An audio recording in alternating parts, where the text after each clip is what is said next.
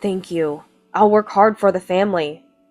Living every day with a kind and devoted husband and a cute son. But I was the only one who thought I was happy without knowing anything. We're moving today. Now that everything has come to light, I have fulfilled my last role as a wife. I am Michelle, 37 years old. I've been married to James, a year older than me, for 12 years. James was an employee of a client company where I used to work, and we met through work. Our relationship deepened through tennis, a common hobby, and we got married after dating for 2 years. Even after marriage, I continued working, but having difficulty conceiving, I quit my job after getting pregnant with our son following fertility treatments, 7 years into our marriage. Now, I'm a mother, having a tough but enjoyable time every day. Originally, I planned to return to work after giving birth to our son, Brian. However, James said, I can support Michelle and Brian with my salary alone, so you don't need to work. Brian would be happier with Michelle around. Rely on my parents' house when it gets tough. I gratefully accepted his words and quit my job. Indeed, childcare was much harder than I thought. I was sleep deprived almost every day, adjusting to Brian's irregular sleeping patterns. Putting myself last, my life revolved around Brian. Every day was tough, but I felt happy watching Brian grow up close, and for allowing me to spend my days like that. I was truly grateful to James. Time passed, and last year, when Brian started preschool, thanks to James's parents' support, we bought a new condo with a loan. We almost gave up because it was way over our budget, but his parents offered to help, and I was genuinely grateful. James's parents own a large company and are known as wealthy. Especially his mother Nancy didn't think too highly of our marriage. Being an only child and her only son, Nancy adored James and said directly at family meetings, I wish James had married a more beautiful, well-bred, and charming woman. I was always questioned about my university, my father's job, and what I was doing now, making the meetings feel more like interviews. But Nancy's lack of fondness for me luckily meant no discussions of living together. After Brian was born, her harshness towards me lessened, and we spent happy days as a family of 3, without much interference from the in-laws. I thought we were happy, but I was the only one who didn't know anything. I thought James cherished me, and with such a cute son, couldn't imagine him having an affair. I never imagined something like in the movies happening to me. The realization came from something trivial. One day, while moving laundry to the washing machine, I noticed foundation on James's shirt. Not just that, it also had a distinct smell of a woman's perfume. He said he'd be late on the previous day, probably went to some place with his colleagues. At first I thought that, but every time James came home late, I noticed the same perfume smell. It was distinctive and easy to recognize. Curious, I casually asked James, your shirt always smells of the same perfume. He replied, it's the favorite scent of the boss's pet. She sits next to me often, so the smell must transfer. I felt something was off, but didn't ask further. And then, one day, I came across undeniable evidence. That day, James came home late again, saying he had to work overtime, and immediately took a shower. While taking his pajamas to the laundry room, I saw that WhatsApp was left open on his phone, and a message popped up, which I inadvertently saw. The message read, I'm glad we could spend so much time together today. It was fun. Make sure your wife doesn't find out. Love you. Make sure to play with your son, too, so it doesn't seem suspicious. With lots of hearts. That was the moment my suspicions turned into certainty. James takes long showers, so once he's in, he doesn't come out immediately.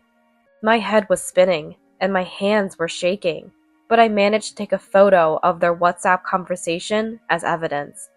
James having an affair, despite having a wife and a child, was bad enough. But this woman knew he was married with a child, and was still calmly engaging in the affair. I couldn't understand people who have affairs. I was filled with anger and disgust towards both of them. It's well known that James's parents are wealthy, because the company James works for is run by his father, William, and everyone thought James would be the next president. Perhaps this woman was after James's money. Whether serious or not, I couldn't forgive James for having an affair while having me and Brian. But Brian is only 5 years old, and I am a housewife.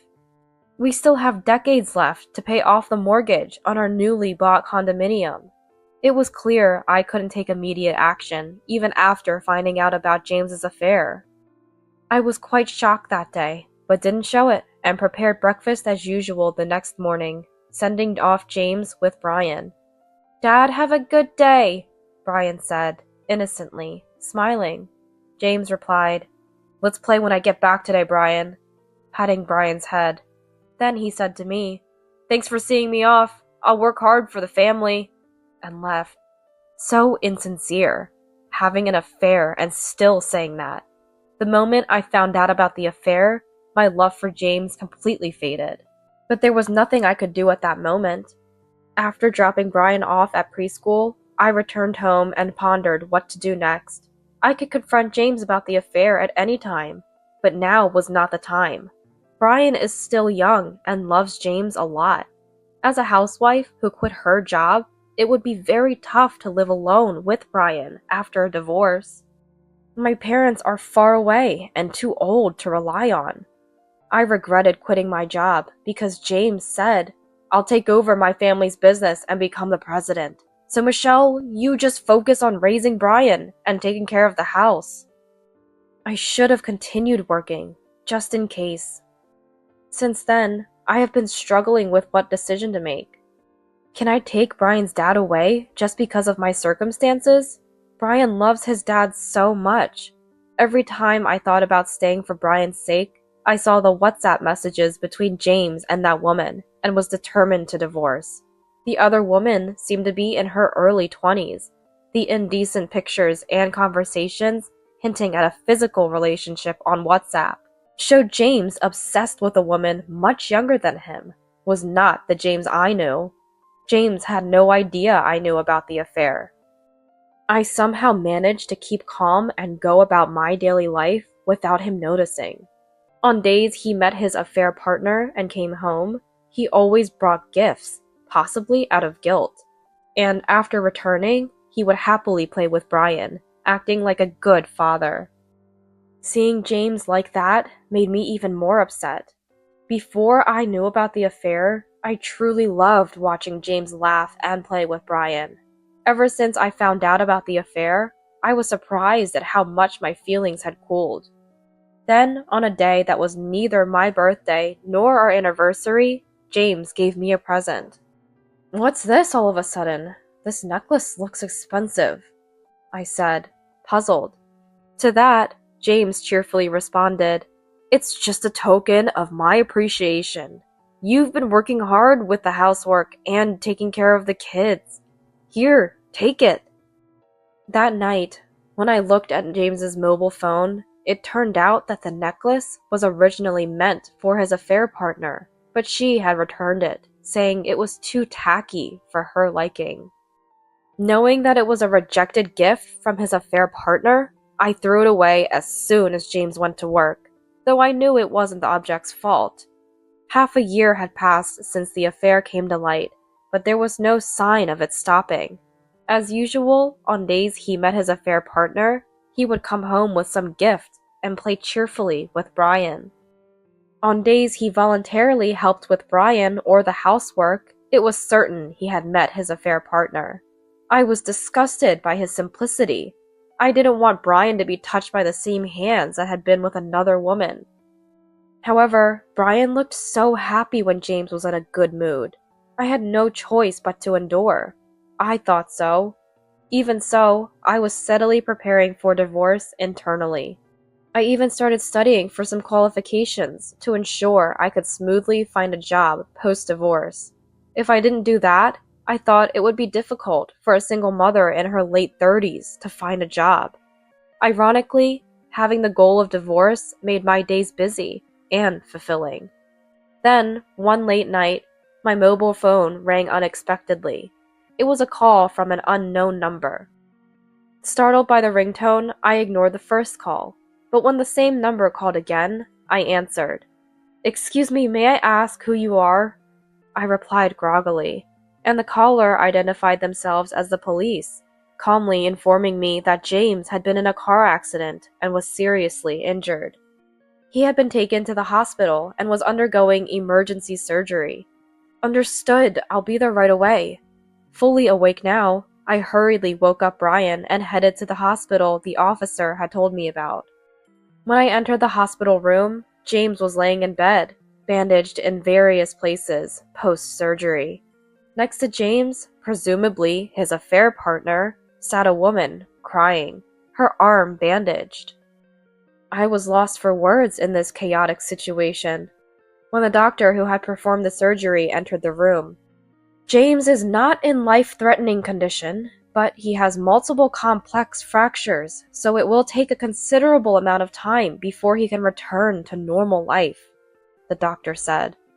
After the doctor left, the young woman approached me. Nice to meet you. I'm Emily, James's colleague from work." She introduced herself in a saccharine voice. I didn't respond to Emily, just nodded slightly. James, fully conscious, awkwardly kept making excuses. "I was having dinner with Emily after work, and on the way back, we had a little argument. Emily suddenly tried to get out in the middle of the road, and I turned to stop her, which led to this accident. I'm really sorry for the trouble," he said. It seemed he had no intention of admitting she was his affair partner. As I was about to retort, the door to the hospital room burst open, and James's parents, William and Nancy, rushed in, already informed by someone from the company. William went straight to James's side and slapped him across the face.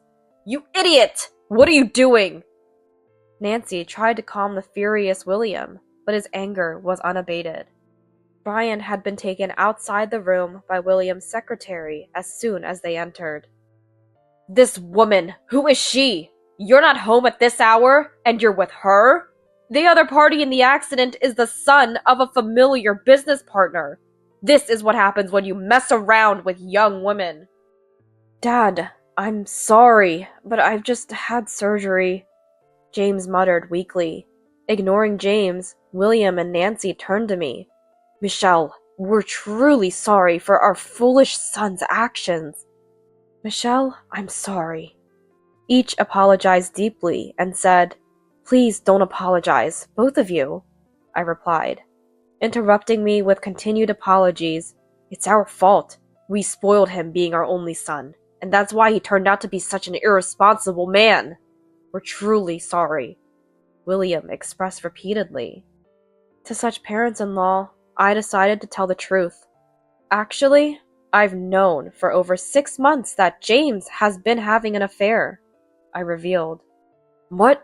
Why?" Ignoring James, who let out those words, I continued. "Brian is still young, and I'm just a housewife. We had just received help from William and Nancy for the condominium expenses, so divorce wasn't an immediate option. I thought enduring this alone would suffice, but I never expected things to turn out this way." Hearing this, William thought for a while, and then said, "Anyway, it's late today, so, Michelle, go home with Brian. I'd like to talk more tomorrow after Brian goes to preschool. May I come over then?" I agreed to this. The next day, I went to James's hospital room with his clothes and belongings, as the meeting with the parents-in-law was scheduled for the afternoon. "Isn't Emily here today?" I asked sarcastically, to which James, with a joking demeanor, laughed and said, "After she left yesterday, she messaged me saying I'm going back to my parents' house, and I haven't been able to contact her since. Seems she got scared by Dad's angry demeanor yesterday. That's the problem with young women. In the end, Michelle, you're the only one for me." He was clearly trying to curry favor with me. Realizing my unchanged attitude, he earnestly apologized. "I'm truly sorry. It was all just a fling. Please forgive me." Ignoring all his words, I said, "I'll leave your belongings here then," and left the hospital room. He didn't seem to realize that he had admitted to the affair. Such a foolish man. Later, when it was time for the meeting with the parents-in-law, they arrived at our home and once again apologized. "We're deeply sorry for our son's inexcusable behavior." Then William began to speak. "We've thought a lot after that. We're more concerned about Michelle and Brian than James. We also immediately investigated that woman. She seems to be a receptionist at a client company James was dealing with. Their affair has been going on for over 3 years. Michelle, you might not want to hear this, but we thought you should know." Over 3 years? I hadn't known it was that long. It meant James started the affair when Brian was just 2 years old. The thought of him starting an affair, despite having such an adorable son, made him unforgivable to me. "Let's get to the main topic. We came here today to hear what you really think, Michelle," William asked. I responded clearly. "I'm considering divorcing James." The parents-in-law nodded in agreement, as if it was the obvious choice. "Your decision is understandable. We've overlooked our son's faults for too long. But with his poor performance and reputation at work, he can't take over the company. It would cause unrest among the other employees. I consider them all part of my family. That's why I've decided not to let my son inherit the company," William explained. I replied, "I see. It's William's decision, and I have nothing to say about it." But inwardly, I thought it didn't matter what happened to James after our divorce. Furthermore, William said, "This is the least we can do to make amends. We've arranged a new place for Michelle and Brian. It's not much, but please accept it as our apology. Of course, we will also properly pay compensation." Looking at the documents handed over by William, it was a contract for a condominium room, spacious enough for Brian and me to live in. It was already in my name. Grateful for the generous offer, I sincerely accepted. "Thank you so much. I'll gratefully make it our new home." Of course, James, who had no idea about this conversation at home, was staring blankly outside in his hospital room. When Brian and I entered the room, Brian rushed to James, concerned. "Dad, are you okay? Does it hurt? Don't you need to go to work?" "I'm taking a break from work right now, but I'll be better soon and we'll go home. Until then, Brian, listen to Mom and be a good boy," James replied, oblivious to the gravity of the situation. I decided to ask about Emily, whom I hadn't seen since the day of the accident. "Speaking of which, I haven't seen Emily since that day." James, hugging Brian, said nonchalantly, "Oh, that woman was just a fling. It's fine. I have Brian and Michelle. That's all I need." I couldn't help but laugh at James's absurd attempt to conveniently return to the family after Emily had hurriedly fled. My laughter probably made James think he was forgiven. He too was smiling happily.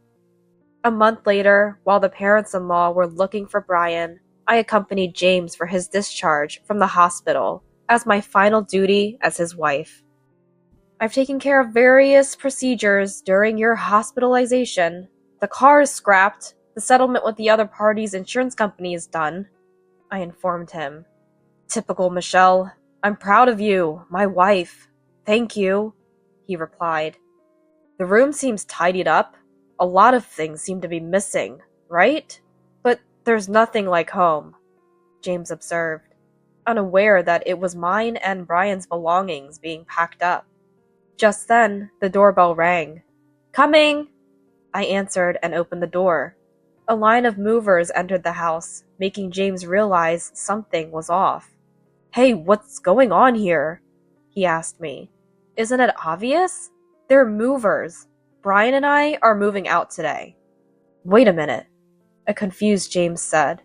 "I've waited more than enough," I replied coldly. "I've been waiting for you to stop the affair and come back ever since I found out about it," I added. "Weren't you going to forgive me?" James asked. I told the movers, "Please leave all the men's items." Turning to James, I said, "Forgive? No way. A man who cheats on his wife and kids is disgusting. Thinking you can just come back, saying you're the only one for me, after being dumped by your mistress, is so insincere. I'm divorcing you. Everything else is in the hands of my lawyer." With that, I left the house with the movers, ignoring James's shouts behind me. I went to the in-laws' house to pick up Brian and headed to our new home. I later heard that James had become a laughingstock at his father's company, having lost the opportunity to take over. I successfully finalized the divorce and received adequate compensation. James paid a heavy price for his infidelity and causing an accident, abandoned by not only his wife, but also his parents. But I don't care about that guy anymore. As for me, I recently secured a new job. The qualification I studied for came in handy. I'm glad I acted methodically and planned ahead. From now on, I want to live happily with Brian, just the two of us.